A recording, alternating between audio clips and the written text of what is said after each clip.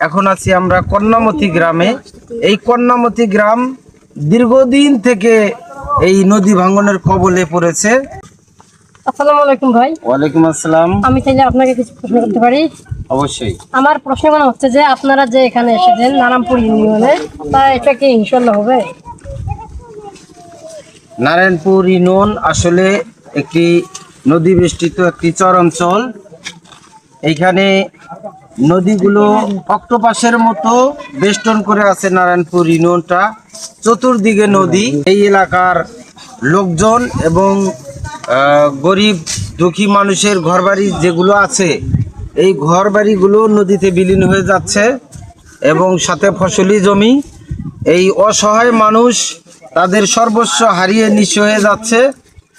আর এই এলাকার মানুষগুলো নদী ভাঙ্গনের কবলে পড়ে দীর্ঘদিন থেকে এই দুর্দশায় পতিত হয়েছে এবং প্রতিনিয়ত এই নদী ভাঙ্গনের ফলে নদীর গতিপথ প্রতিনিয়ত পরিবর্তন হয় এবং নতুন নতুন জায়গা নদীতে বিলীন হয়ে যায়, ঘরবাড়ি বিলীন হয়ে যায়, নতুন নতুন চর জাগে।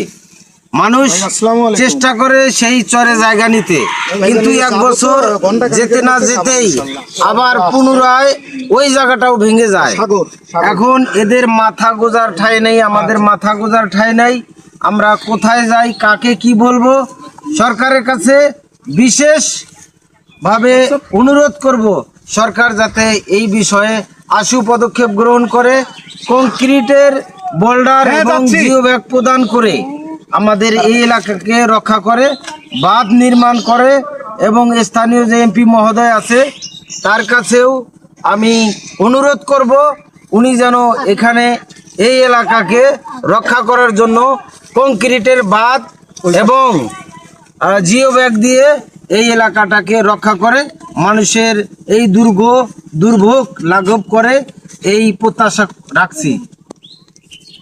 তো উনি যে কথাগুলো বললেন আমাদের বড় ভাই, আমাদেরও ভালো লাগলো শুনে যে আমাদের এই জায়গায় মানে নারায়ণপুর ইউনিয়নে মানে নদীগুলো মানে ভাঙতেছে। কারণ এখানে মানে নদীতে বাঁধ বসাচ্ছিল, মানে বাঁধ বসাচ্ছে কারণ তাও নদীগুলো আটকানো যাচ্ছে না। মানুষের বাড়ি ঘর ভেঙে চুরমার হয়ে যাচ্ছে, মানুষ কোথায় যাবে না যাবে তারা কোনো কিছু করতে পারছে না। তো আমি বিনীতভাবে বাংলাদেশের সরকার তারেক রহমান স্যারকে কিছু বলতেছি যে যিনি আমাদের এই নারায়ণপুর ইউনিয়নের ইন্ডিয়ার কাছাকাছি যে এই নদীটা যদি একটু বেঁধে দিত তো আমাদের অনেক সুযোগ সুবিধা ভালো হতো।